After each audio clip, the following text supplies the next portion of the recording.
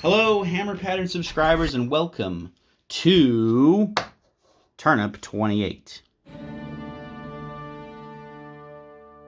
Turnip 28 is an amazing game cooked up by Max Fitzgerald, a very talented artist who has made this world, has sculpted a very cool set of miniatures, including some infantry, as well as creepy things like this giant crab monster. He sculpted all of these. A lot of them are available for download and for purchase online. This video is not sponsored, but I have to give a shout out to this creator, Max Fitzgerald, because I love this game. Turnip 28 is weird, it's wild, it's wacky, it's vegetables. It takes place in apocalyptic Europe after the Napoleonic Wars, so you can see everyone's sort of got medieval or pseudo-medieval attire. A horrible plague of vegetables has choked the land and destroyed all the water and poisoned the sky, so everyone is sort of a little bit weird in Turnip 28. There's no more people, they're sort of mushroomy, vegetable people now. Even this crab isn't really all crab anymore. He's kind of half plant, half crab. And there are cults, weird fanatics, and just sort of overall craziness. To me, Turnip 28 gives off the vibe of things like Labyrinth. It has aspects of Nurgle, Skaven, Warhammer Empire, as well as Tim Burton and Monty Python. Turnip 28 is unique in comparison to things like Warhammer 40,000, where there isn't hundreds of choices that you can make. The unit types break down into about 6 or 7 different types. You have fodder, which is your basic line infantry that come in blocks of 12. You have brutes, which are elite infantry that come in blocks of 6. Chaff, which come in blocks of 4. Whelps, which are cavalry that come in squads of 4, and bastards that come in squads of 3, which are heavy cavalry. And then also you can take a cannon.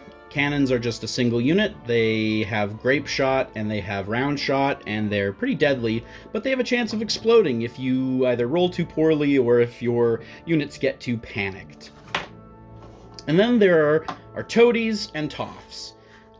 Toadies are 1 wound junior officers that basically only follow around more effective units and give them orders in the game. And even toffs, I've modeled this toff to look pretty epic, but really he's only got 2 wounds and 1 or 2 attacks. They're not powerful heroes like in Warhammer 40k. These 3 units all represent toffs, leaders of regiments, but some of them are clearly different than others. I've built these 3 for 2 specific cults, as well as a generic sort of general for my take-all-comers faction. So this is just a toff. Very generic, simple amount of attacks, pretty easy to kill, doesn't do a whole lot at all. Lady Ileana has a sniper rifle, which gives her some firing power, but it's at the expense of being able to order a unit. So if you're firing that sniper rifle, she's not instructing her soldiers to do anything on the battlefield. And then there's Alice and Maul. Alice and Maul is probably one of the most powerful units you can take. It replaces your Toff and makes you sort of a target, because you've got this big horrible brute that has 10 attacks and moves across the battlefield very quickly. But once again, if you're punching things with this big ogre, you're not issuing orders to your soldiers. So there is sort of a balance there where you might have like a special unit or a special character, but that if you're using that special character, you're not being able to issue orders. And really, the game is won on the battlefield, not with characters. Most units shoot on a 5, maybe a 4. Most units save on a 6. And most units, even characters, only have 1 wound. Even a big, scary black powder cannon is capable of blowing itself up if it rolls too poorly. And that might sound bad, but it gives the game this wild Monty Python-esque feeling. For instance, the really cool thing is, these are not official kits. I have taken just sort of stuff that's been sitting on my back burner. I've taken free units from Games Workshop's Try Before You Buy, and random parts that I've had for years, and just sort of made weird stuff.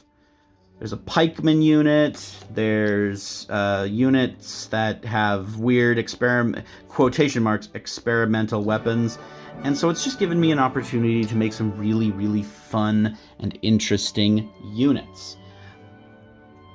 And the creativity is really boundless. The limit is, this is truly a game of your dudes, and the limit really is your imagination. This represents a Toff, which is your leader units, but it could be represented by a single man on a horse, or 2 men on a single base, or even just sort of a guy with a rifle. And all 3 of these Toffs would operate the exact same. It's really just sort of the visual and how cool you want to make something. Where it really gets cool is the cults. The first cult that I was really interested in was the Uprising of the Louse, worshipping a wicker man, a giant pit to throw people in, or a guillotine. Their special ability is that whenever your opponent rolls a 1 to order a unit, a new squad of angry peasants spawn forth from the guillotine, ready to attack your opponents. The cults are where you start to get weird things, like the Feast of the Charybdis, Lady Ileana's Gutter Snipes, or Alice and Maul. These are 3 unique units. These 2 are Toffs, and this is like a follower unit. And actually, the Uprising of the Louse is a terrain piece that you just get extra. They add a little bit of spice to your armies or battalions or whatever you want to call it.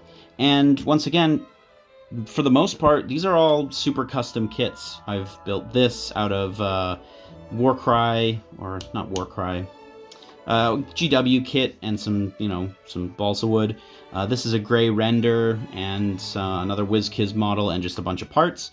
And this is, for the most part, a 3D print with some Perry Miniatures infantry to be on top.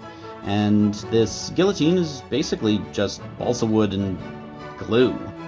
And so for the most part, like, these really cool units have been very, very affordable. Most of the Games Workshop stuff that I've used has been stuff that's been sitting in my bits box for years. I've been agonizing, how do I use this double-barreled pistol for my Dark Eldar? Well, I don't. It just sits in a bits box forever. But now I've used like all these parts on this guy, and it looks great, and it looks weird, and it looks kooky, and it's fun. So yeah, Turn 28, it's a really cool game. Max Fitzgerald is a freaking genius, and I cannot wait to show you some battle reports, show you maybe some conversion guides, show you some more of the stuff that I've worked on. I've really done a lot of work on these models, and I'm really proud of them. I've been learning sculpting. I've probably spent more work on some of these units than I have in 40K in the last couple of years, because it's really refreshing. And I hope that you guys will follow along too, because this game is really cool.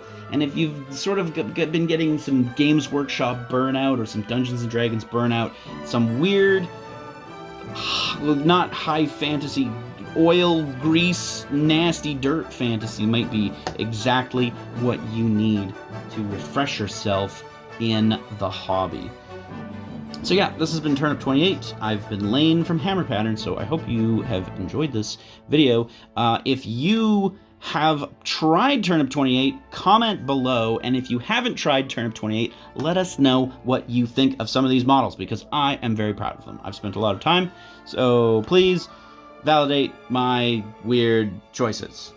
I've been Lane from Hammer Pattern. Thanks for tuning in to this Turnip 28 broadcast, and I hope to see you in the next video. Bye. Okay, so my brutes. Yep. Or my junior officer is going to get the brutes to charge. I think it's going to... Oh, no, it's closest visible, so it'll be your My brutes. But you have to go through the forest. I do, and I have to roll not a 1. I have to roll not a 1 for blunder. Fuck me. Fuck me. Fuck me, man. Fuck me. All right, D6 plus 6. It's a 3. I don't think they're within fucking 9. But you still have to go through the forest. And I have to use a full movement, and I have to touch... Oh my...